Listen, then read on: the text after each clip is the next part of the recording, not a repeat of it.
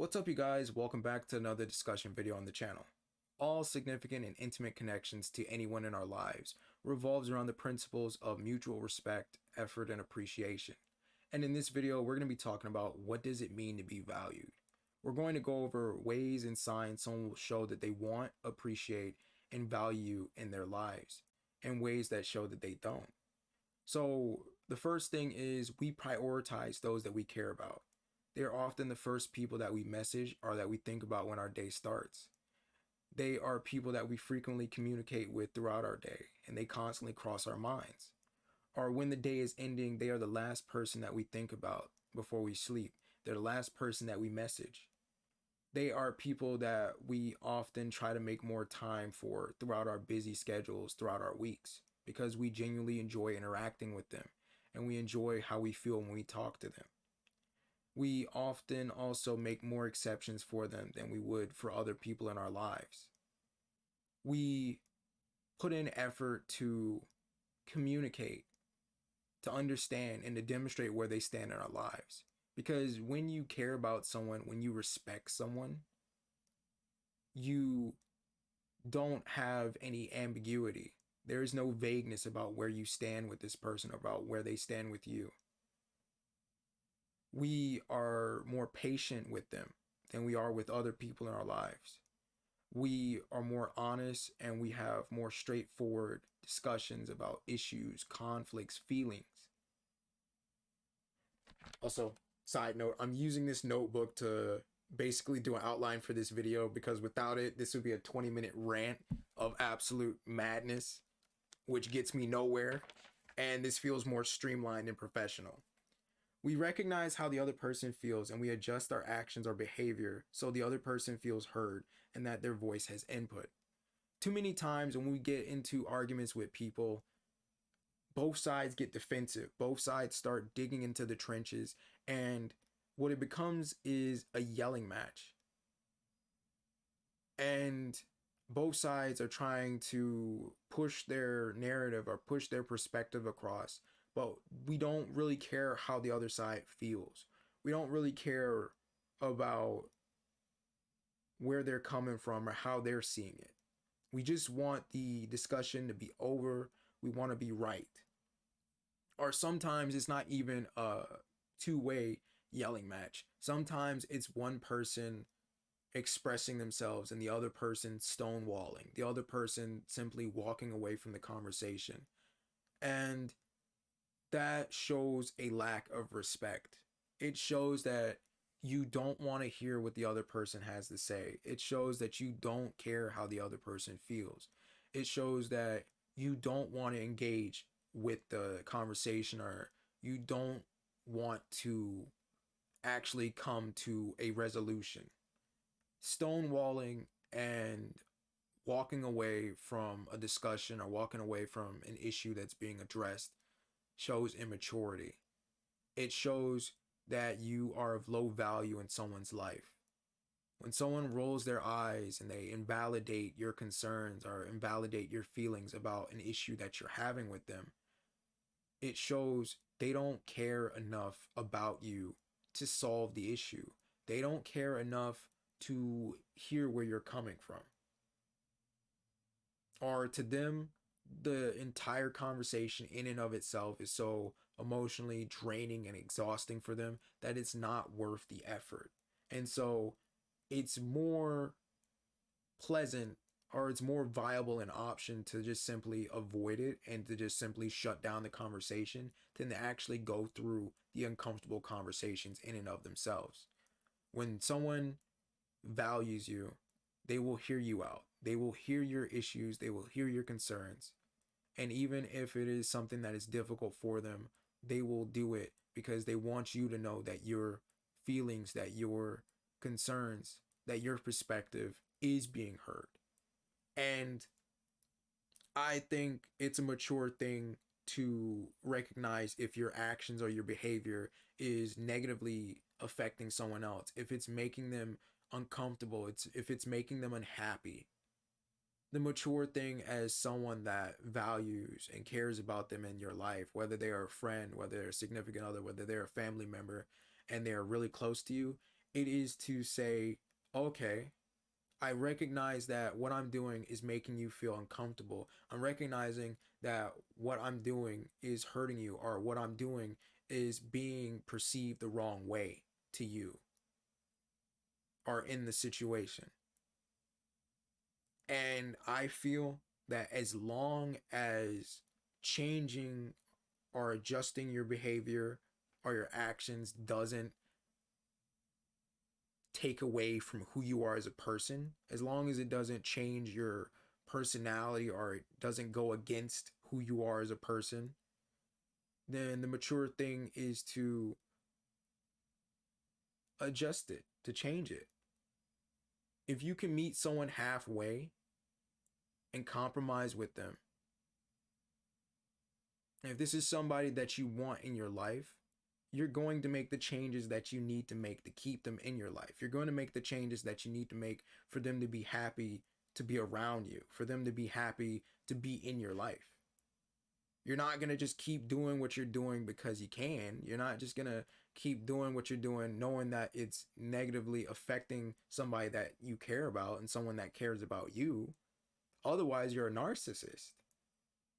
Only narcissists know what they're doing hurts people around them, and they still do it. They still inflict that pain, that emotional vampirism on other people, and continue to seek validation from those in their close circle. Continue to seek attention, continue to seek those people's presence. Only a narcissist would do that. And this goes into the next point. It's sharing experiences with someone, being willing to be vulnerable or dive into uncomfortable topics, feelings, or issues. A lot of times, people nowadays, I wouldn't say a lot of times, nowadays, being emotional or being vulnerable is considered a bad thing. There's a negative connotation to it. You're often being perceived as being in your feelings. You're often being perceived as being down bad. And I think when you value someone, when you care about them, and when you are putting in effort, you don't care about how it's being perceived to anyone other than that person. And if that person genuinely cares about you, they're not going to view you as you being sensitive. They're not going to look at you as you being over emotional. They're not going to look at you as you being down bad. If someone is for you, if someone is about you, and someone is really fucking with you, then they aren't going to view you being vulnerable as a negative thing. They're not going to treat your vulnerability, they're not going to treat you opening up to them and you being like honest with them as this negative thing. They're not going to do some eye rolls or say whatever, or put you down or invalidate how you feel.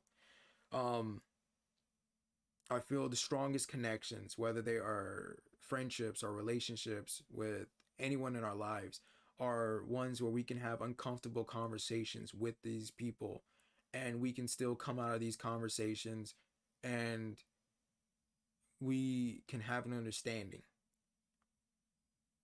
Being able to have difficult conversations with those that we care about is a strong, strong, strong, powerful thing. It's very attractive. Being able to be your most vulnerable and being able to have uncomfortable discussions about things is powerful. You don't need to hide anything from somebody. You don't need to sugarcoat anything. It's just being able to have raw discussions and feel that nothing is going to change after this raw discussion. Nothing is going to negatively impact the connection or the relationship that you have with this person. Effort is basically my actions, choices, and behavior are an indicator of where you stand. And if it's confusing, then you're not as much as a priority as you thought. And I fully believe in that. I fully believe in that quote. Someone's actions will show you where you stand with them. It's not someone's words. Words are pleasing, they're pleasant to the ears. Words can be reassuring and soothing. But if the actions are not matching the words, then it's a lie. And one of my friends told me the only apology I will accept from anyone is change behavior. If someone is not showing up for you in their actions, if they're not showing up for you through consistent, proven behavior, then anything they say to you otherwise is a lie. People know what they do. People know what they do. People I don't know. People know what they do. Their effort, their actions, it shows. Moving on to appreciation. It's reaffirmations, whether verbally or non-verbally, a person means a lot to you. It could be just straight up saying, hey, you mean a lot to me. You're a very important person in my life. I don't like, you're the only person I feel this close to. It could be, remembering somebody's favorite color is blue, or it could be remembering their favorite flavor of food or an ice cream and getting it for them. It could be remembering that they have some important event like taking their dog to the vet, or they have to take a family member to the hospital or whatever, and asking them about it. It could be checking in on them. It's the small things, whether it's texting somebody, be safe, drive safe, make it home safe, or, asking them, or, basically telling them, be careful. I'm looking out for you. I'm wishing you well. That type of stuff makes someone feel valued. Now, moving on to like around the end of the video, like this is just where I'm just gonna be free balling some stuff. Me and a friend were having a debate over sex, love, and stability. My friend was making the point that people marry for stability.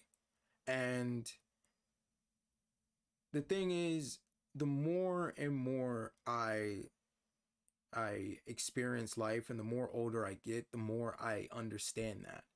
The more I see marrying for stability and peace of mind as a more attractive thing than anything else, because sex is just pleasure.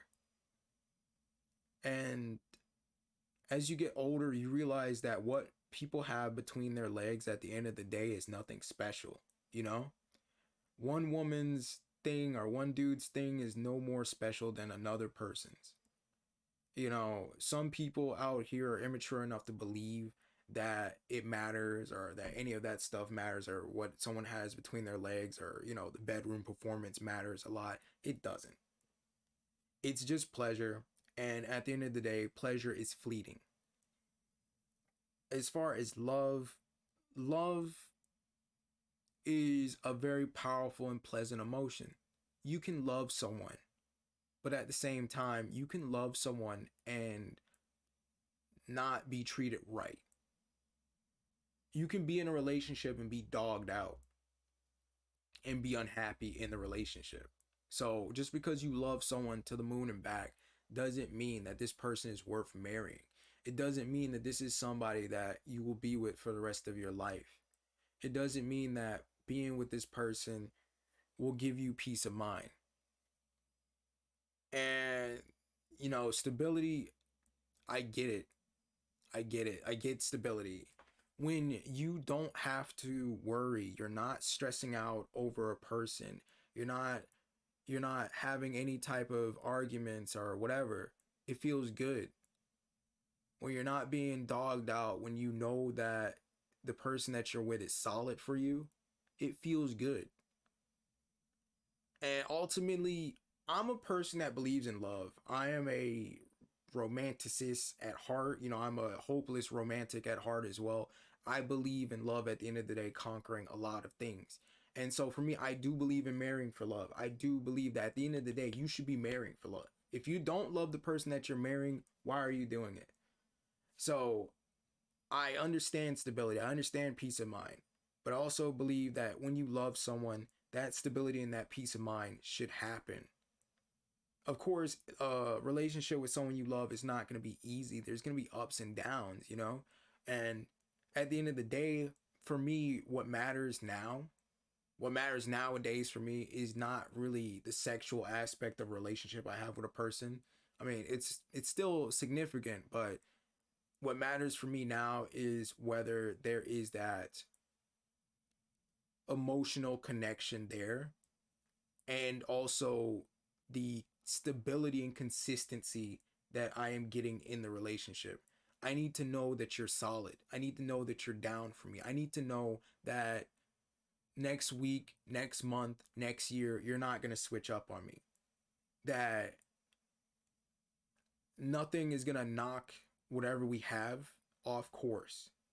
That is what is attractive to me now. As I'm getting older, as I'm going through all of these experiences, that's what's more attractive to me. What being valued is not. Being low priority, it's not.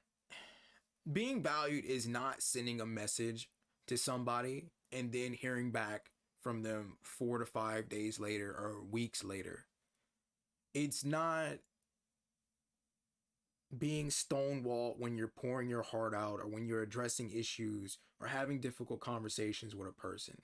It's not someone invalidating how you feel, putting down how you feel, basically making you feel like you're doing too much or that you're being extra.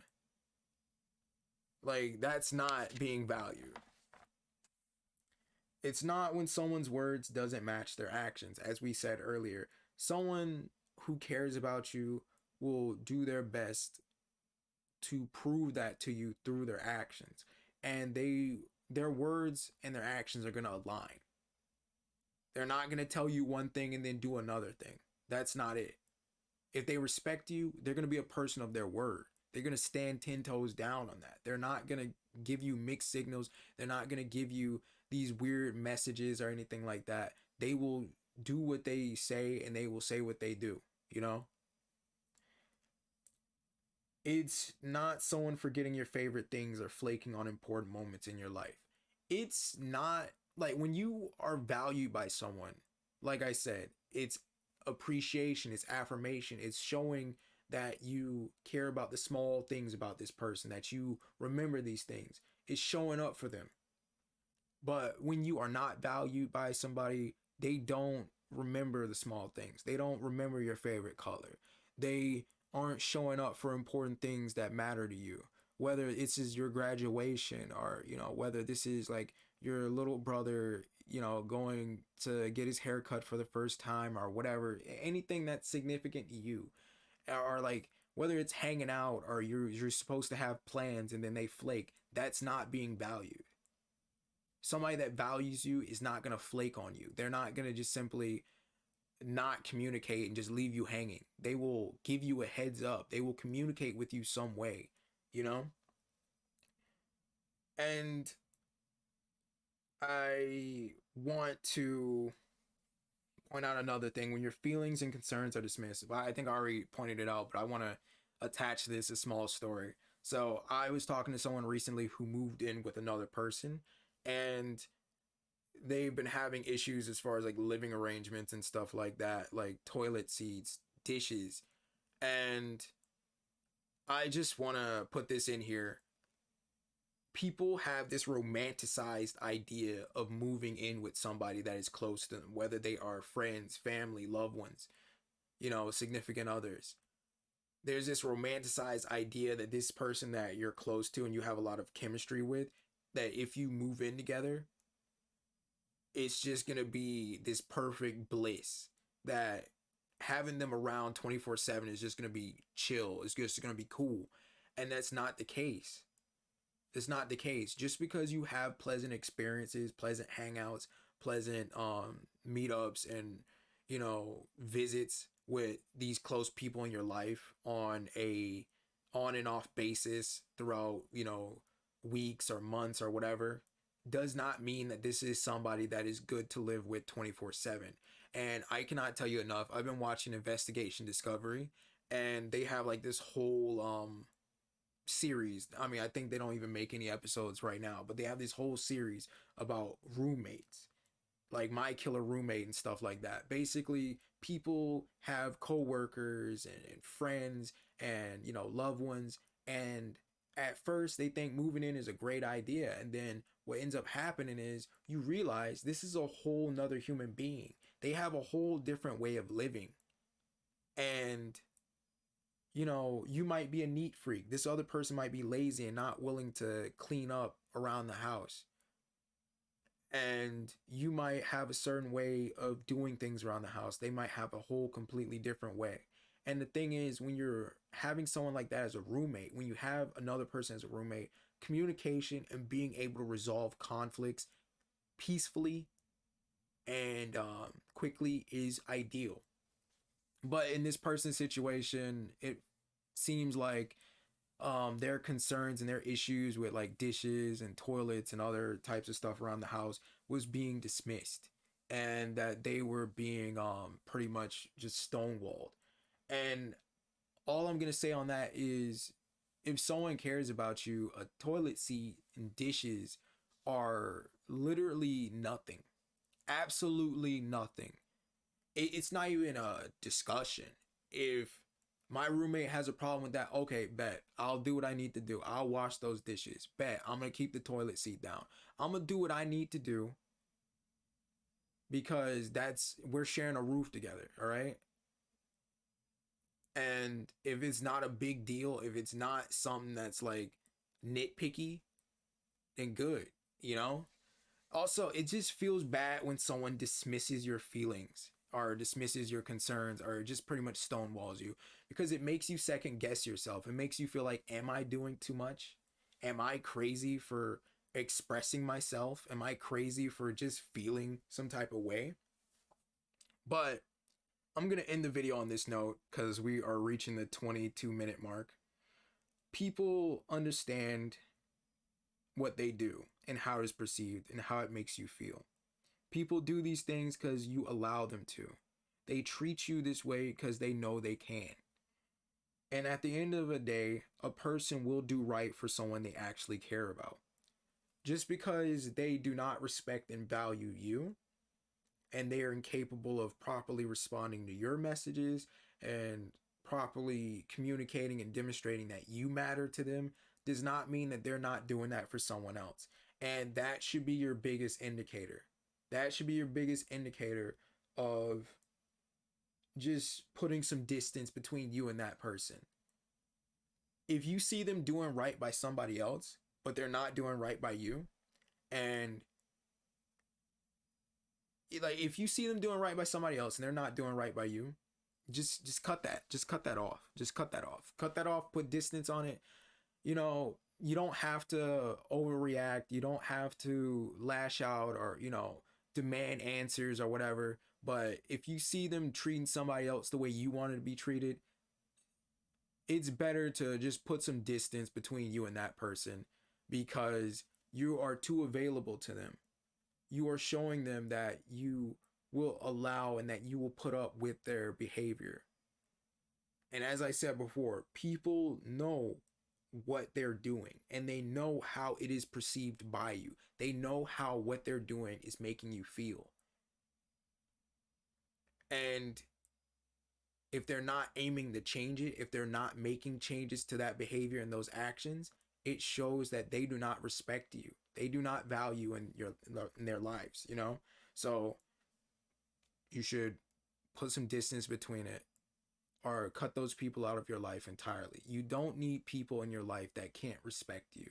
You don't need people in your life that can't value you. You don't need people in your life that won't meet you halfway. You don't need people in your life that make you feel like you're doing too much. You shouldn't be at a point in your life where you are emotionally cocooned or you feel like you're walking on eggshells for anyone. That is not it. All right. So I just want to do this stupidly long discussion video about that because, I was bored, and what else am I going to do in the middle of the night? Also, I need to make content. So I love this notebook, man. This makes videos so much easier. It makes them so much easier, so much more streamlined to do. But I'll see you guys. If you liked the video, subscribe, comment what you thought. Bye.